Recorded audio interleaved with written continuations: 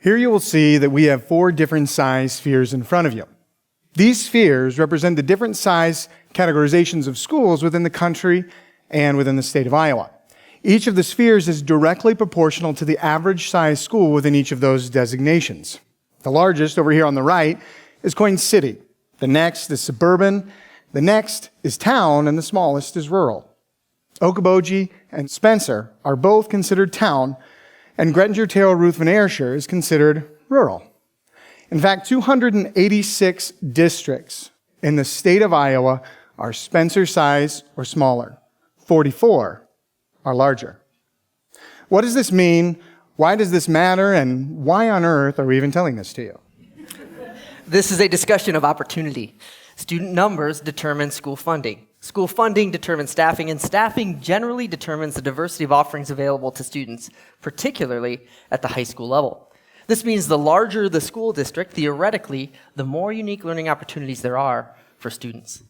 In looking at course offering potential of one of the largest high schools in the state of Iowa, we found there were 1,595 course sections available to students throughout the course of a school year.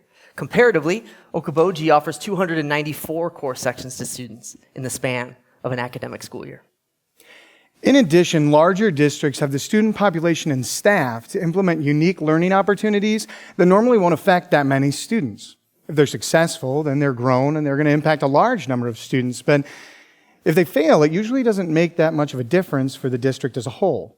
And that's tougher to do in small schools, as oftentimes a subset of a larger school's staff and student population taking on that unique initiative can equal or even exceed that of a rural or town-sized school. And this greatly increases the risk. This increased risk creates barriers that are difficult to overcome, discouraging experimentation with innovation. You may be thinking, because we're talking about small schools, not that many students are impacted. So let's check. Let's take a look at the student population in Iowa. In Iowa, 56% of the student population is found in the larger 2 categorizations. 44% is found in the smaller 2. As you can see, almost half the student population in the state of Iowa are in rural and town-sized schools, and that represents almost 60,000 high school students. So how do we provide equity of opportunity for these students? The answer, while difficult to do, is simple. We need to blur the boundaries. District boundaries have defined us as schools, individuals, communities, and even towns. Ryan and I each take great pride in the communities that we are in. But now we have a need. We need to truly collaborate in order to provide innovation for our students and opportunity for our communities. So with the need already being there, why don't we already collaborate? We don't collaborate because we are rivals. We are the Pioneers. They are the Tigers. On Saturday, we ran against you.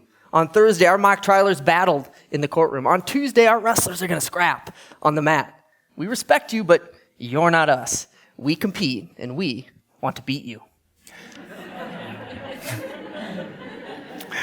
We don't collaborate because we're not sure we like you. School districts earn reputations as smaller schools that get spread into unfair stereotypes. Students at that district only care about athletics. Teachers at that district don't care about their kids. Administrators at that district aren't competent. School board members in that district don't get along with one another, and the community in that district doesn't support its schools. We don't collaborate because we are scared. We don't want to lose our students. We want our community to thrive. We want our students learning with our teachers. We want our students working with our manufacturers. We want our students serving with our nonprofits. If our students learn with your educators, working alongside your manufacturers, and serving with your nonprofits, they may not come back to us. So we hold on tight to our students. We don't collaborate because it's change. Secondary school structure hasn't demanded that we work together for the past 100 years. Student enrollment in rural districts had been steady, and the teacher shortage is definitely not where it is today. The teachers themselves were considered masters of material. That's no longer the case, where knowledge is more readily available than it has been in all of human history. And as we all know, change is hard. It's much easier to maintain the status quo because as you move toward a change, it creates additional work. As questions come to light, you must answer. That simply would not if you kept things the same. Questions such as, how do we do this? There's not a playbook we can access for how we should collaborate, nor a readily accepted FAQ we can Google to find the answers. What will the teachers say?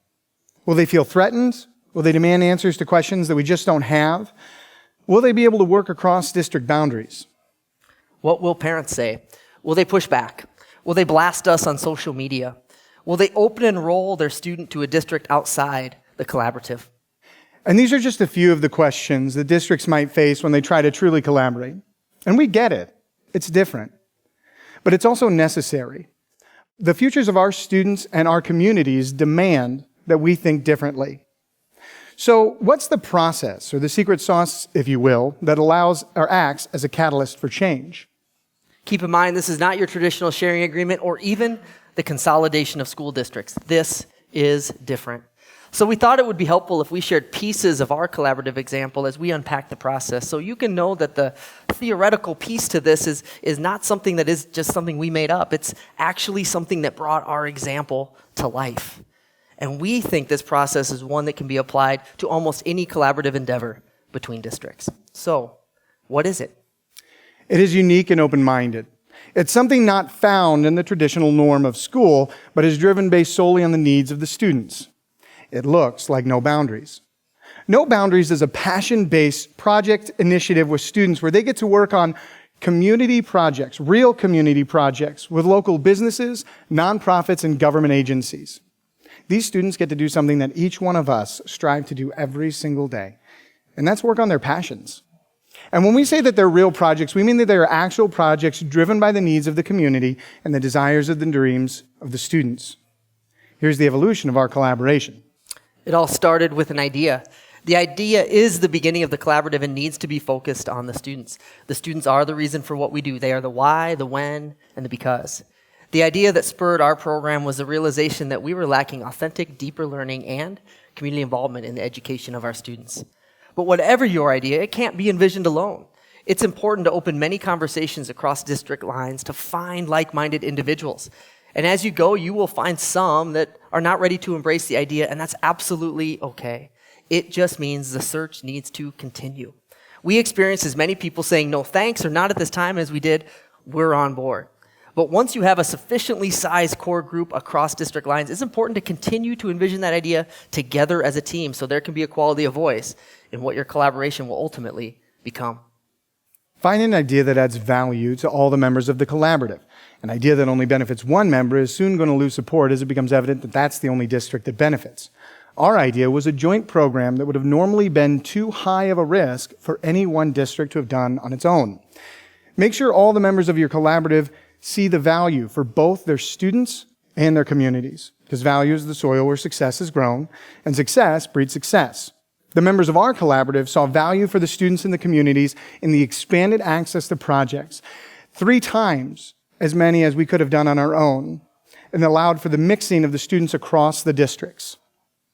They also saw value in the educators coming together from all 3 districts to increase the opportunity for students, not only in content, but also in high school and college offerings available to them.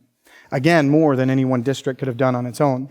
And furthermore, the fiscal burden on each district was significantly lower than had any one district tried to do this on their own. We made it successful by working with the willing. Too often times we look at working with a specific group or a person with a job description who seems to fit the bill as a necessity.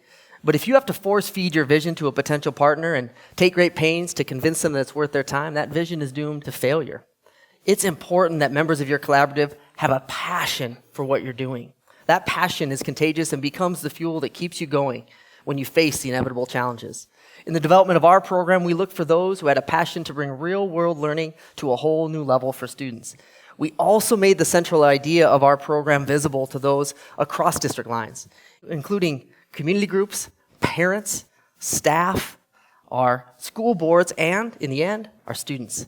To find those who saw value in a learner-centered program where real-world projects provide the context and curriculum to bring learning to life. But in the end, because we're working with the willing, the choice to be a part of the program is always theirs to make. Now, don't get us wrong. We are definitely not the first to have done this. In fact, we developed this shared idea based off of Iowa Big and Iowa Big North. But what we can say is we were one of the first to do it in schools our size, using a process and scale that's manageable for us. Maybe the most unique ingredient in the secret sauce is the willingness for us each to give up our district brand for the good of the cause. This can never be about one individual. It can never be about one school district. It always needs to be centered on the idea of expanding learning opportunities for our students. In our program, you never hear us refer to us and them, but always to we. We use our team and the agile mindset in order to determine work that needs to be done, and we always try to look for ways to support other members of the collaborative when they can't do it themselves. For example, we have a set number of spots in the program for each district, but if one district doesn't fill it, we gladly give those to another member of the collaborative. The traditional counting that you see in many other programs you won't find in ours, as we're currently developing a model for shared resources that's going to allow us to effectively and equitably spread donations and resources across locations. By blurring the boundaries between districts, boundaries between school walls and the community, boundaries between rivals, boundaries between what has been and what could be, we can provide equity of opportunity for our students that is so much more than we could ever do alone. And this is how boundaries are blurred. And this is no boundaries. These students are all our students. These staff are all our staff.